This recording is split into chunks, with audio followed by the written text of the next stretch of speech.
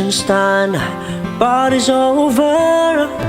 Who remains are people who care, people who dedicate their lives for God's service and country.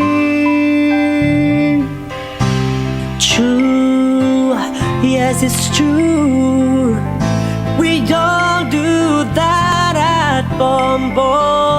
News, information, drama, music too. We call ourselves Bombo Radio.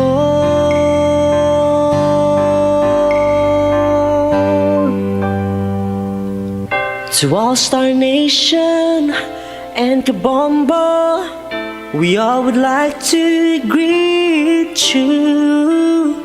A Merry Christmas, Merry Christmas, Merry Christmas, and a Happy New Year.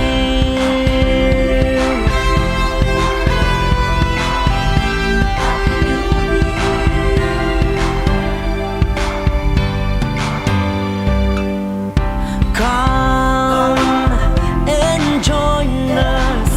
You can hear us on the radio. You can find us online too. We hope you enjoy the show. To All Star Nation and Kabombo, we all would like to greet you. A Merry Christmas, Merry Christmas, Merry Christmas, and a Happy New Year. Stay with us from morning till dawn. It's a long ride, but it's a one-way trip on deal. This is Bobby Garbillo of the Apple Star FM. It's all for you. Basta radyo, Bombo. Sama-sama kami kahit mahirap lang. To stay positive and be humble Kung always. gusto ko makasama ang mga pamilya. Lahat ng pangarap nyo, pangarap natin lahat magkakay. From Colegio Filipino in Rome, I am Father Greg Gaston. I want to wish you a Merry Christmas and a Happy New To All Year. Star Nation and Kabombo, we all would like to greet you. A Merry Christmas, Merry Christmas, Merry Christmas, and a Happy New Year. Happy New Year, Happy New Year, Happy New Year, and a Happy New Year. Happy New Year, Happy New Year, Happy New Year, and a Happy New Year.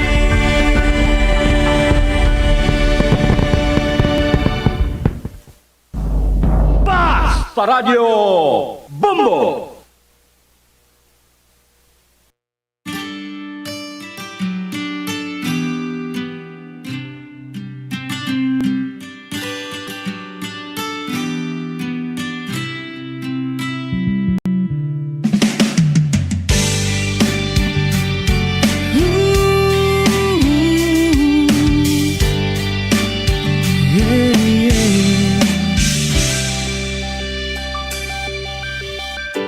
Pag pinagmamasdan ang iyong kagandahan, tuwang nararamdaman di mapantayan.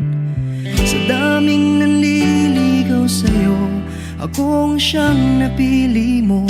Sadyang pinagpalang magkaroon ng tulad mo. Oo, nasa'yo na ang lahat. Sa totoo lang, higit masasapat. Sige na, sige na, sige na. Oo na, wala nang iba pang papatibok ng puso ko, katulad ng ginagawa mo. Hindi na dapat pang mangamba, puso ko ay nabihag mo na.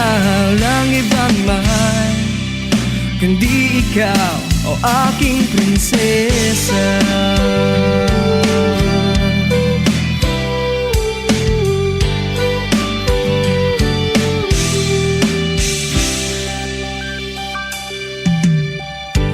Ano bang hahanapin pa?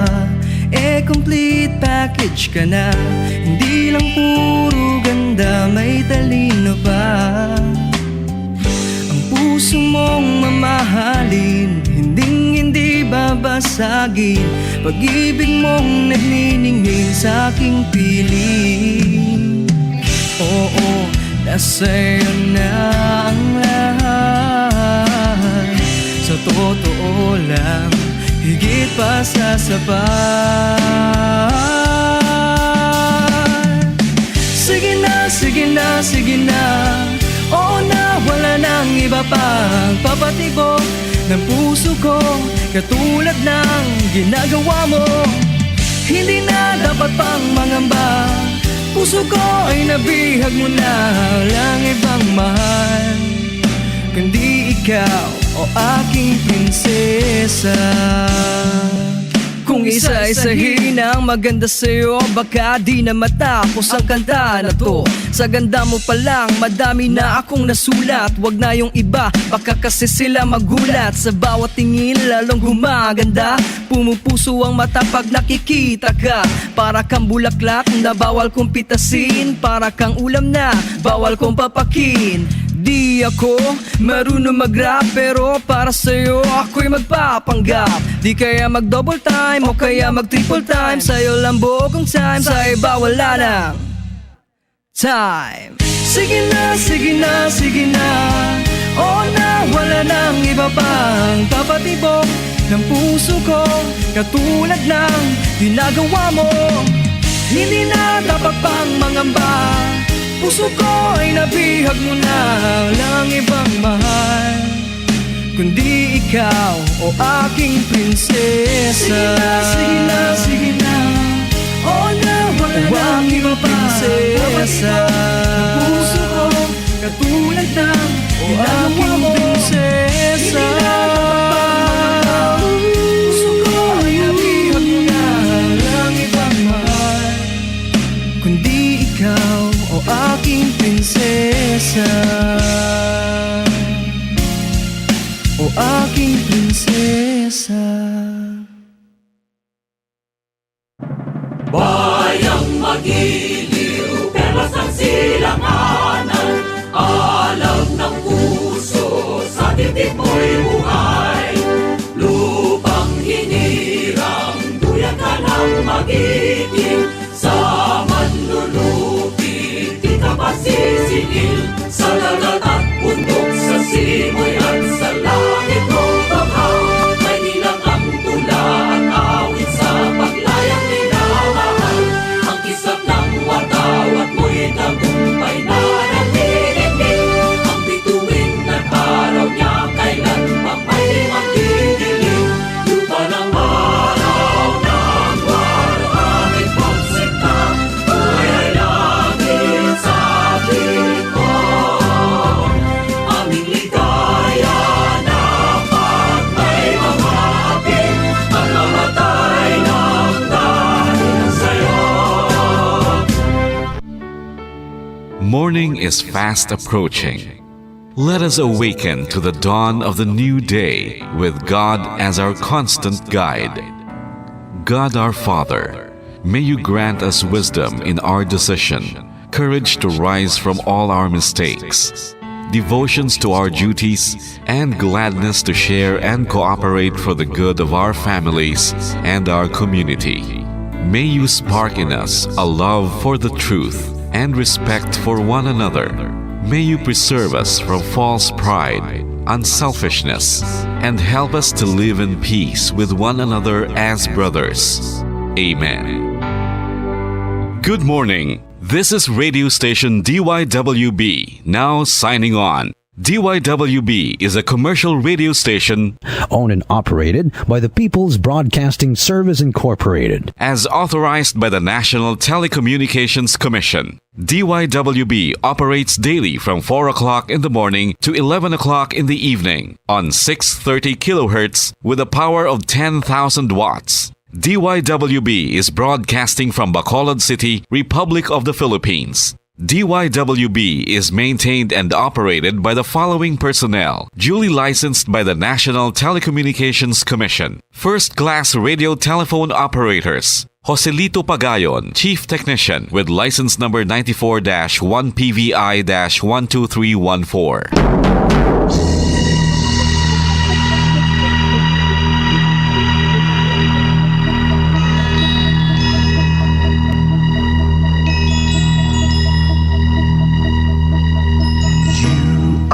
The reason why this network is on. We're standing together so loud and so clear. And on your radio, we air not just fun. We're here for you with our great big helping hand.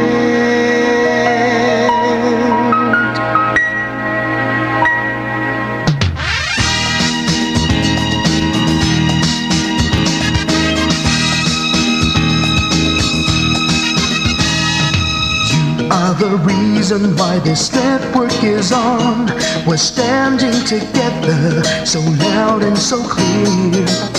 And on your radio, we air not just fun. We're here for you with our great big helping hand. We have the power to tell the truth without fear, with favor to no one. We stand as one. Turn on your radio and stay where you are. Listen to the bombo and we'll take you near or far.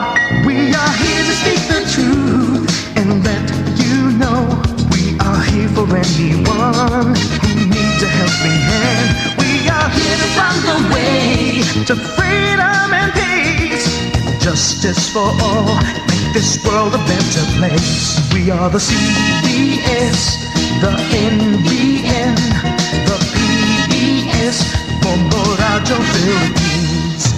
Listen to the voices with no acts of arrogance. With candor and politeness, we are pledged to everyone.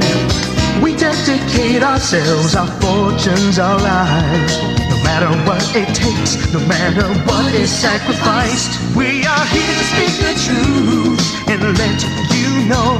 We are here for anyone who needs a helping hand. We are here to find the way to freedom and peace. Justice for all, make this world a better place. We are the CBS, the NBN, the PBS, Bombo Radio Philippines. Bombo Radio is here for you to let you know what's new. And because we care, we listen, we hear all the cries and whispers. We shall be free and fair. We are here to speak the truth and let you know. We are here for anyone who needs a helping hand. We are here to find the way to freedom and peace and justice for all, to make this world a better place. We are the CBS, the NBN, the PBS, Bombo Radio Philippines. We are the CBS, the NBN, the PBS, Bombo Radio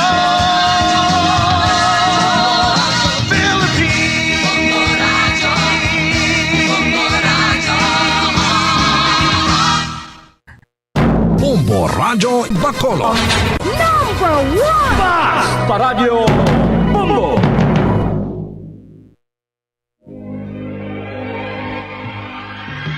Daily Gospel Reflections. Ang adlaw-adlaw nga pagpamalandong sang Ebanghelyo, agud kita tuytoyan nga magkilala, maghigugma, kag magsunod kay Kristo. Ako ang dalan, ang kamatuoran, kag ang kabuhi. Ini ginadulong sa inyo sa mga Madres and Daughters of St. Paul. Mayong adlaw mga hinigugma ko kay Kristo kag malipayon nga Paskwa. Merry Christmas sa aton tanan nga tagpalamati. Subong adlaw aton ginasaulog ang kapiyastahan ni San Juan, apostol kag ebanghelista. Mga utod, yari pa kita sa panahon sang Paskwa sa ikaduha nga adlaw sa Oktaba sang pagkatawo. Aton kilalahon si San Juan, apostol kag ebanghelista. Si San Juan ang anak ni Zebedeo, isa ka mangingisda nga taga Galilea sang una nga siglo. Nga upod sa iya utod nga si Santiago, nagbiya sang iya sahid sa pagsunod kay Jesus. Upod kay Pedro, ining mga anak sang daguob, nahimo nga grupo sa sulod sang 12 ka mga apostoles. Kag siya ginkilala nga amo ang gintutunan nga hinigugma ni Jesus. Sang ikaapat nga ebanghelyo. Ang sinadto nga tradisyon nagakabig sa iya nga manunulat sini nga ebanghelyo kag subong man sang 3 ka mga sulat kag ang libro sang bugna.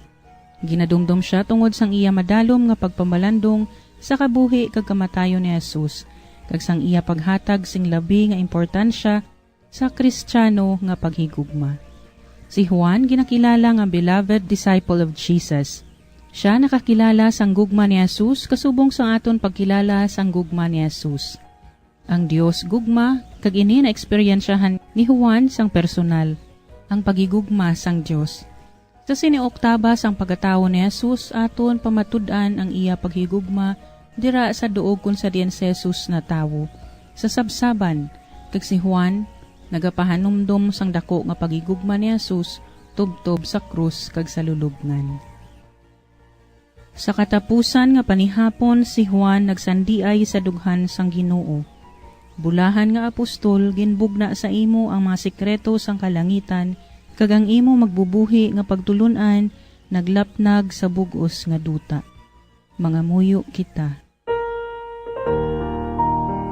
O Ginoo nga amon Dios, paagi kay San Juan nga apostol, imo ginbugna sa amon ang misteryo sang imo pulong nga nahimo nga tawo. Kabay nga mahangpan kag mahigugma namon ang mga butang nga iya ginatudlo sing may kaalam sa amon. Ginapangayo namon ini sa imo, paagi kay Jesucristo imo anak kag amon Ginoo nga nagakabuhi kag nagahari upod sa imo sa kaisahan sang Espiritu Santo. Dios sa tanan nga mga tuig sang mga katuigan. Amen. Ang santos nga ebanghelyo suno kay San Juan kapitulo 20 bersikulo 1a 2 tubtob 8. Aga pa sang nahauna nga adlaw sang semana, samtang madulom-dulom pa, si Maria Magdalena nagkadto sa lulubngan. Nakita niya nga ang bato, nagatabon sa lulubngan, na idog palayo. Gani nagdalagan siya pakadto kay Pedro kag sa gintutunan nga pinalangga ni Jesus. Nagsiling siya sa ila, Ginkuha nila ang Ginoo sa lulubngan, kag wala kami makahibalo, kundi nila siya ginbutang. Dayon si Pedro kag ang isa sa gintutunan nagkadto sa lulubngan. Nagdalagan sila nga duha. Apang yadtong isa ka gintutunan madasig pa kay Pedro kag nag-abot siya sing una sa lulubngan. Nagkuob siya kag nakita niya didto ang lino nga mga panapton apang wala siya magsulod. Si Simon Pedro nag-abot nga sunod sa iya kag nagsulod sa lulubngan. Siya man nakakita sang lino nga mga panapton nga nahapnay. Ang tela nga nagbugkos anay sa ulo ni Jesus wala ang mahapnay subong sang iban nga mga lino nga panapton kundi nabalulon ini sa nahamtangan sini. Dayon ang gintutunan nga nakaabot sing una sa lulubngan nagsulod man. Nakita niya ini kag nagtuo siya. Para sa aton pagpamalandong, aton liwat abi-abihon si Sister Josephine Rastica, Madre sang Sisters of the Rural Mission Order of Saint Benedict, sa iya pagpaambit sa aton sang mensahe sang Ebanghelyo. Maayong aga, Sister Josephine. Mayong aga sa imo, Sister Ninya, kag subong man sa aton tagpalamati sining programa. Aton ginaselebrar subong ang piyesta ni San Juan Evangelista sa sulod sining oktaba sang Paskwa, sang pagkatawo sang aton Ginoong Hesukristo. Ang nakatandog sa akon sa aton santos nga ebanghelyo amo ang mga pulo nga pinalangga nga disipulo. Para sa akon ang tinaga pinalangga o kon beloved, nagahatag sa akon kabaskog sa pag-atubang sang anuman nga kabudlayan nga ginaatubang ko sa kabuhi, tungod kay kabalo ako nga may gapalangga sa akon. Ang balatyagon mo bala nga bisan ano ang matabo, sigurado ako nga hindi niya ako pagpabayan. Handa siya sa pagbaton sa akon, sa pihak sang akon mga kakulangan. Sa akon kabuhi bilang isa ka reliyosa, nagsilibrar ako sang akon ika-25 katuig bilang madre sang Sisters of the Rural Mission sang nagligad nga Hulyo. Gani ang iban sang akon nga mga classmates sa high school, nagpamangkot ano kuno ang sekreto nga nakapersibir ako. Kay hindi man lipod sa ila nga may ara iban nga nagtinguha sa pagsunod kay Kristo sa pagkamadre, apang wala ini makapersevere. Ang sabat ko lang amo nga ang tanan grasya sang Dios o kun regalo sang Dios. Kun para sa imo gid ina. Hindi mo mapilit ang Dios nga ihatag sa imo ang isa ka bagay kun hindi para sa imo. Sa akon nga bahin, nagapasalamat ako sa Dios sining dako nga regalo sa pag-alagad sa iya paagi sa akon mga kauturan dira sa kaumahan kag sa kabukwiran. Kung akon balikan ang akon kabuhi, hindi ako sinitakos ang regalo sang Dios, pero pinalangga ako sang Dios, sang anak sang Dios. Pinalangga ako nga anak sang Dios. Iya ginasalig sa akon ining bilidhon nga regalo sang bokasyon sa pagkareliyosa. Sa pagkamatuod ang kabuhi sa kumbento hindi perpekto. Ginasiling nga wala sang perpekto nga tawo. Gani hindi nagapahayag man nga wala sing perpekto nga katilingban, mapapanimalay man o mapakatilingban sang mga madre. Ang struggle permanente. Hambal ko gani, grabe gid ya si Lord. Wala niya ako gintawag sa kabuhi may pamilya. Kay kabalugid siya nga hindi gid ako siguro ka-persevere. Ayan mamangkot kamo ay abaw kabalo kaya terno nga hindi kaya sa pamilya. Matuod ina. Nagmasteral ako marriage and family kag natapos ko sadtong 2006. Dito ko na-realize nga hindi ako ginatawag sang Dios nga mangin isa ka asawa o kun mangin isa ka iloy sa pamilya. Sa akon lang pagpamati sa problema sa mga mag-asawa, dito ko na pamatud-an nga hindi ako iya para sa pagtukod sang panimalay. Hambal ko pa sadto ay abaw kaalam sang Dios kay kabalugid siya kundi niya ako ibutang.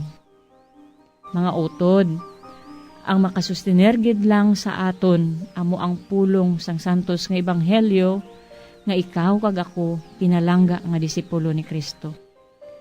Isa ka pagpahayag sang mahal nga Dios sa iya pagpalangga sa aton amo nga kung anuman ang matabo sa aton kabuhi, bayaan man kita sang tanan, hindi kita magpakulba kay palangga niya kita. Sa bagay nga iya ginhatag ang iya bugto nga anak, si Hesukristo nga aton Ginoo. Sa aton tanan, malipayon nga Paskwa, kag dalayawon ang Dios.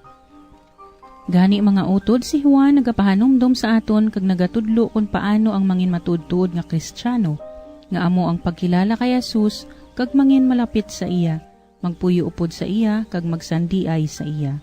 Bilang Kristiyano, nagkakaulugan nga magkabuhi kita bilang komunidad sang Amay, Anak kag ang Espiritu Santo, kag nagaagdaman sa aton sa pagigugma sa iban, subong sang pagigugma sang Dios. Padayon kita sa pagsaulog sang Paskwa upod kay Jesus sa pagkabuhi sang pulo nga nahimo nga tawo. Madamo gid nga salamat Sister Josephine sa pag-upod diri sa amon sa kahanginan kag sa pagpaambit sa amon sang imo reflections sa tanan nga Martes sining bulan sang Disyembre.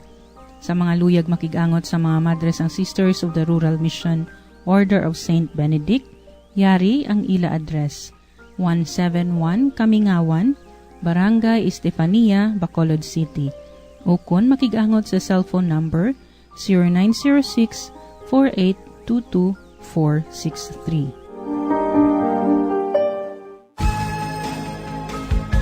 Mga abyan, tubtob na lang anay kita diri. Akon gid ginapasalamatan ang tanan nga mga Pauline cooperators, collaborators, benefactors, kag tagdumalahan sang sini nga istasyon. Kung gusto ninyo iupod ang inyong mga intensyon sa amon pagpangamuyo, ipadala lang ninyo ini sa Paulines Media Center, Bacolod. Daughters of St. Paul, 29 Corner Hernaez Streets, 6100 Bacolod City. Daughters of St. Paul, Iloilo, 425 E. Lopez Street, 5000 Haro, Iloilo City. Telephone number 320-9487 o mag-text sa 0943-5410-771. Sa ngalan sa mga madres ang Daughters of St. Paul, ini si Sister Nina Lurilia. Kabay nga ang paghidait ni Kristo nga amo ang dalan, kamatuuran, kagkabuhi, magpabilin sa inyo tanan.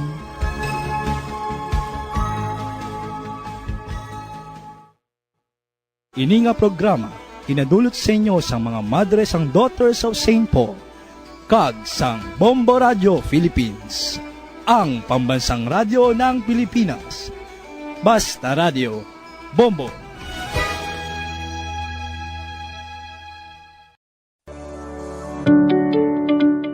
Mga kabong